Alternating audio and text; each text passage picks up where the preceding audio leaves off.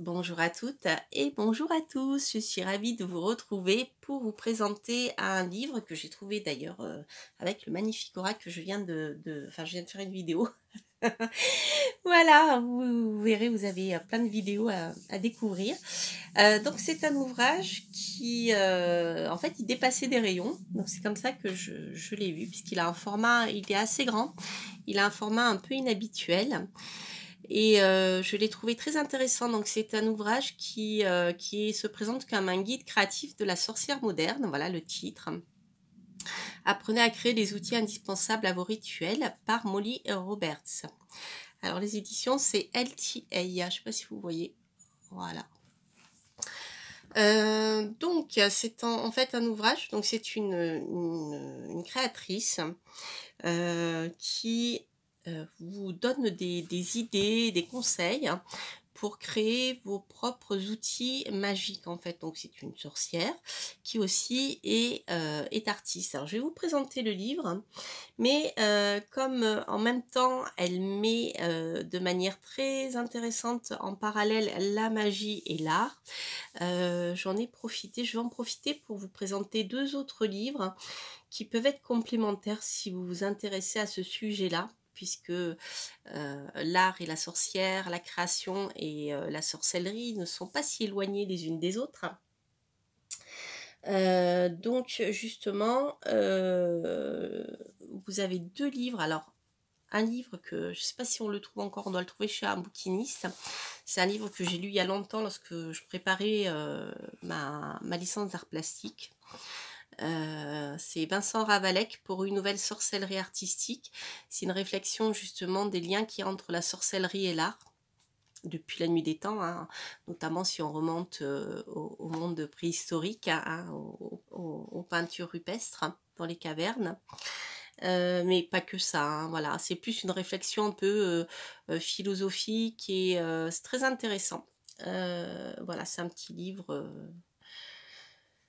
un petit essai. Et alors après, il y a un autre livre que j'aime beaucoup, j'en parle souvent. Il s'agit de Création artistique et création spirituelle par Omram Michael Ivanov. Voilà. Donc aux éditions Prosveta. Voilà, donc je pense que vous le trouvez. Moi, je l'avais trouvé d'occasion sur Internet. Je pense que vous pouvez le trouver facilement chez les bouquinistes.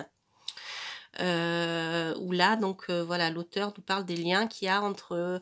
Il nous parle déjà qu'est-ce que la création, hein, voilà, comment on la définit, où l'artiste et la sorcière et les sorciers puisent leur énergie, hein, leurs idées, leur créativité. Voilà, donc bien sûr, on est dans le domaine ésotérique à fond les ballons, les amis.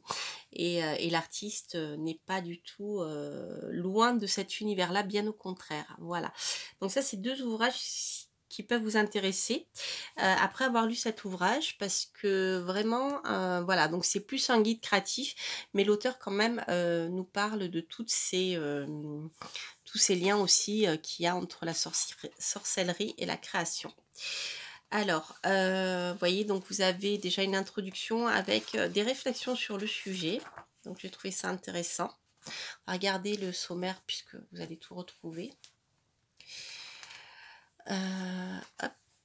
D'ailleurs, je sais que beaucoup d'entre vous, vous qui tirez des cartes, pratiquez quelques rituels, etc. Je sais que beaucoup d'entre vous êtes des créatives. Chacune à sa manière. Et d'ailleurs, s'il y a autant de créations d'oracles et de jeux voilà, dans notre réseau, enfin dans notre univers, je dirais, c'est pas par hasard. Hein. Je pense que vous l'avez remarqué. Outre le fait que voilà, que c'est quelque chose qui plaît beaucoup, il y a quand même beaucoup de personnes créatives hein, dans nos univers, voilà, que ce soit sur la peinture, l'écriture, la musique, etc., etc. Le chant, je pense à Guina. Voilà, parce que justement, je viens d'échanger avec elle, c'est pour ça. Alors, la vocation de la sorcière créative, Donc d'où peut venir cette vocation? Qu'est-ce que la magie? Donc une belle définition de la magie. Qu'est-ce que l'art magique? Donc eh bien voilà, la magie est un art, hein, comme l'astrologie est un art, on parle d'art, hein. Comment l'art et la magie travaillent ensemble? Utilisez l'art magique dans votre vie. Formulez des charmes avec succès. Chargez en énergie vos outils médiums. Créez des strates de signification. Créez un espace sacré. Rituel pour éveiller la sorcière créative qui est en vous. Donc là, on est en plein dans la définition de tout cela, en fait. Et ensuite, vous avez des projets. Voilà, donc vous avez des conseils pour créer un oracle divinatoire. Le globe pour un second souffle. Alors, on va regarder un peu plus en détail ce que c'est. Miroir pour interroger l'avenir. Donc, voilà, l'auteur vous donne des conseils pour créer votre miroir. Vieux grimoire pour noter ses idées. Tampon à seau. Flamboyante peinture arc-en-ciel. Mandala pour une récolte abondante. Mobile de manifestation. Statue pour honorer ses ancêtres. Boîte hôtel pour le génus Loki. Ou Lossi. Connais pas. Tissage de guérison, incubateur pour œufs à rêve, drapeau de bénédiction en batik, ça c'est super. Ravissante perle enchantée, flacon à potion pour les soins personnels, luminaire luxe, baguette de sorcière, peluche gardien personnel, amulette en papier découpé. Donc vous allez trouver des patrons pour pouvoir créer vos peluches et vos amulettes. Et ensuite la présentation de l'auteur. Voilà, donc ça peut être vraiment intéressant si vous êtes créative de créer bien votre propre univers de sorcière. Et c'est vraiment, j'ai trouvé que le livre est très bien fait. Donc voilà, je voulais vous le présenter et je me suis dit je vais pas le garder pour moi, autant que j'en parle sur ma chaîne. Voilà, donc là, vous avez un petit schéma, comment les choses se sont entremêlées. C'est très intéressant. Voilà, vous avez une définition de ce qu'est un souhait, etc. C'est vraiment très bien expliqué au niveau des rituels aussi. Comment charger en énergie tous les outils que vous avez utilisés.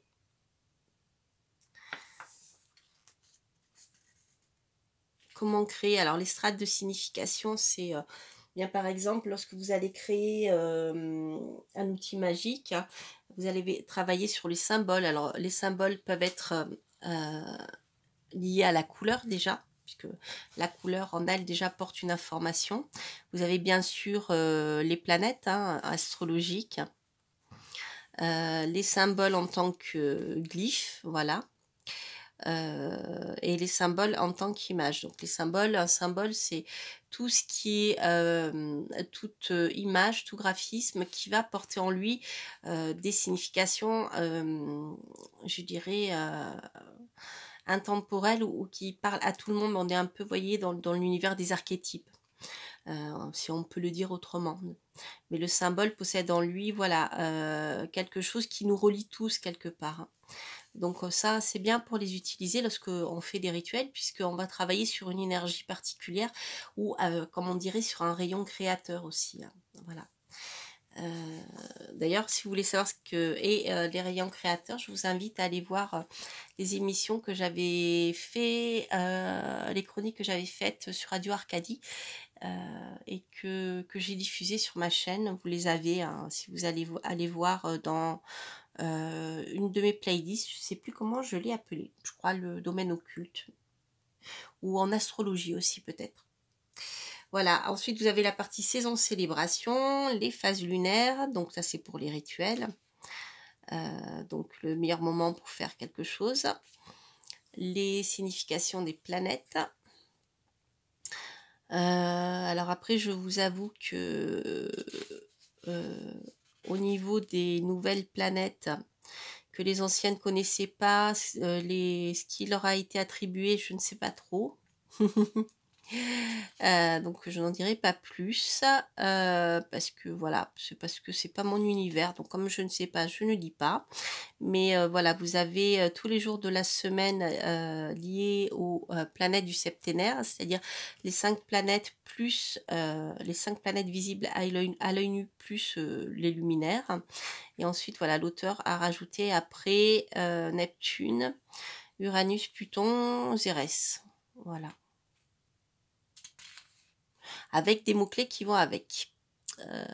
Voilà, voilà, voilà. Ensuite, donc, des objets que vous pouvez utiliser, des outils dont vous aurez besoin pour créer, donc je dirais vos outils de sorcière. Donc, pas besoin de, je dirais, de dépenser des cents et des mille, hein, simplement des objets récupérés dans la nature. Ça marche très très bien entre les plumes, vous voyez, les plumes, les feuilles, les coquillages, les morceaux de bois. Si vous n'avez pas de quartz, rien ne vous empêche, voilà, de trouver des pierres dans la nature qui se rapprochent de ces énergies-là. C'est parfois d'ailleurs même, voilà, vous avez même des champignons. Les seules choses sur lesquelles, voilà, vous pouvez même investir, c'est peut-être des tubes de peinture en couleur. Parce que bon, avec le brou de noix, si vous fabriquez du brou de noix avec des noix, avec des coquilles de noix, vous pouvez teinter aussi voilà, votre travail. Mais si vous voulez des couleurs particulières, c'est peut-être voilà, des choses sur lesquelles vous pouvez investir. Voilà, des pinceaux, de la colle, des ciseaux, des aiguilles. Voilà. Voilà, donc vous allez découvrir tout ceci en détail. Donc l'auteur, bien sûr, va vous parler des éléments. Comment créer un espace sacré, donc c'est ce qu'on a vu. La visualisation, l'invocation, la bénédiction. Enfin, vous voyez, c'est assez détaillé. Des rituels pour éveiller la sorcière créative qui est en vous. Voilà un exemple d'oracle divinatoire. Pop.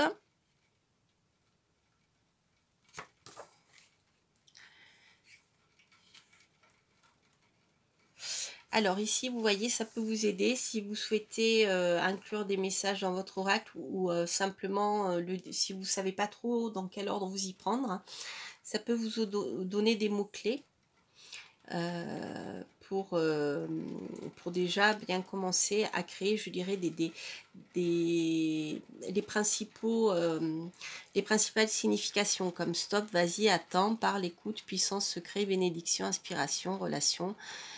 Créer, repos, équilibre, conflit, amour, obstacle, gratitude, libération, rêve, assistance, fin, voyage, chance, transformation, etc.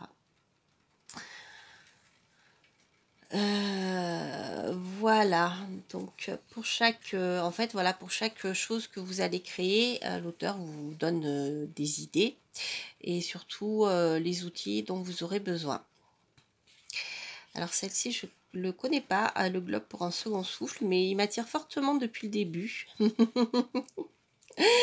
que je prenne le temps de le lire. Je l'ai feuilleté jusqu'à présent, je ne l'ai pas encore lu tout en détail, voilà, le miroir pour interroger l'avenir. Regardez, il est vachement beau.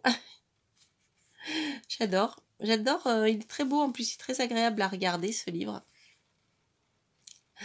Dans le format, il me fait penser au format ancien de dessin, c'était De Vinci, je crois.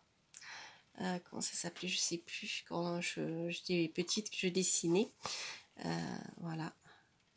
Les vieux grimoires pour noter ses idées. C'est sympa. Je sais que certains d'entre vous fabriquent, hein, voyez, des grimoires comme ça.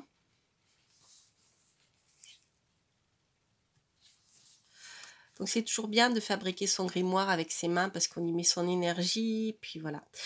Des tampons à seaux pour fabriquer, voilà, des seaux. Voilà. Des peintures. Des mandalas, voyez, avec des outils tout simples. Là, vous avez des nouilles, des haricots. Pas la peine voilà, d'investir des 100 et des 1000. On peut faire ça avec beaucoup de choses. Des graines de maïs.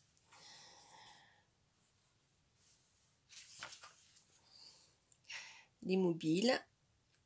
Donc chaque fois que voilà, il y a quelque chose qui est proposé, c'est toujours en lien avec un rituel. Par exemple, le mobile, c'est pour manifester, pour je dirais inciter les choses à se manifester.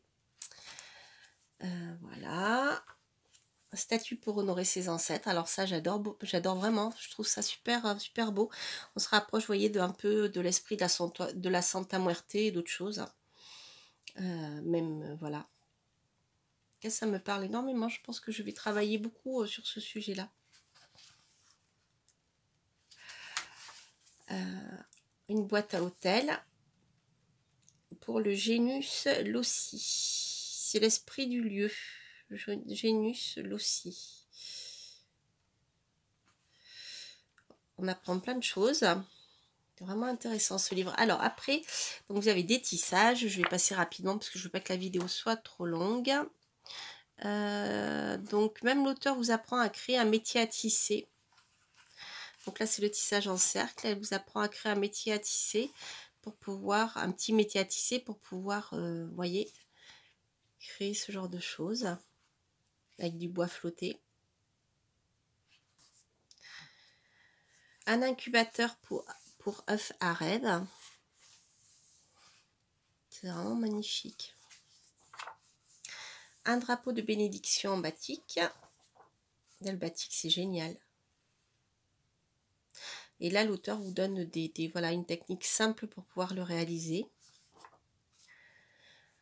Des perles enchantées. On va travailler ici sur la magie de l'eau.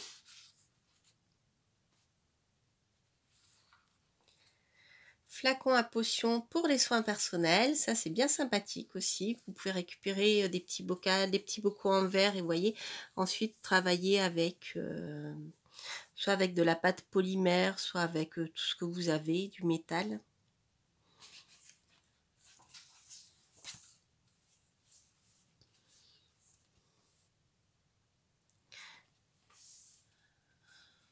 Ou même avec de l'argile apparemment.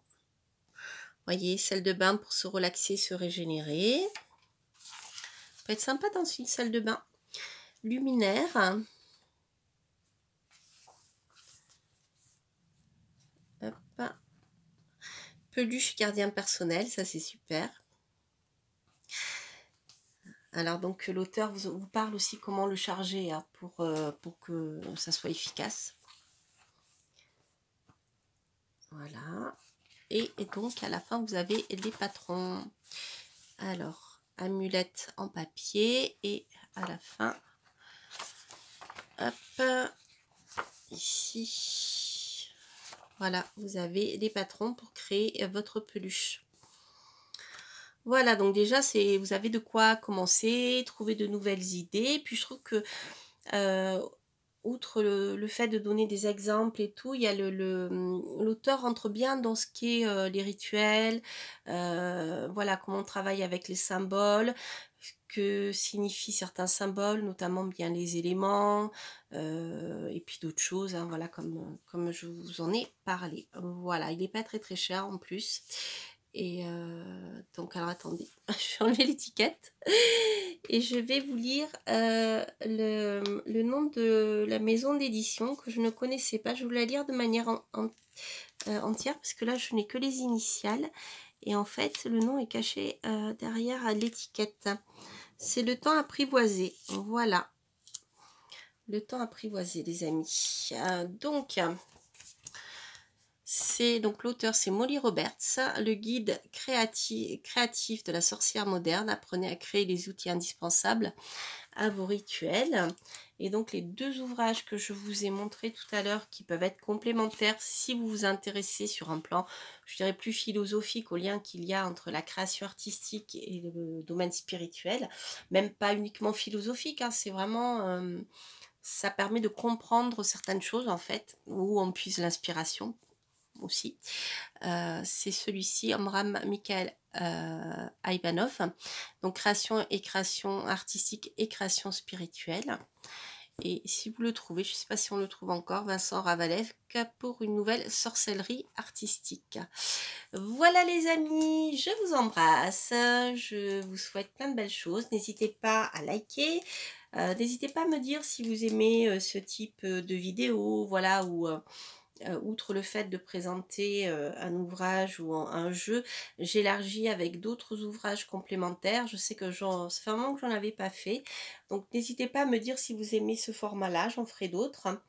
Et puis donc à liker, à vous abonner si vous passez par là et bien sûr à commenter. Quant à moi, je vous embrasse et je vous dis à très bientôt pour de prochaines aventures artistiques. Portez-vous bien. Bye bye.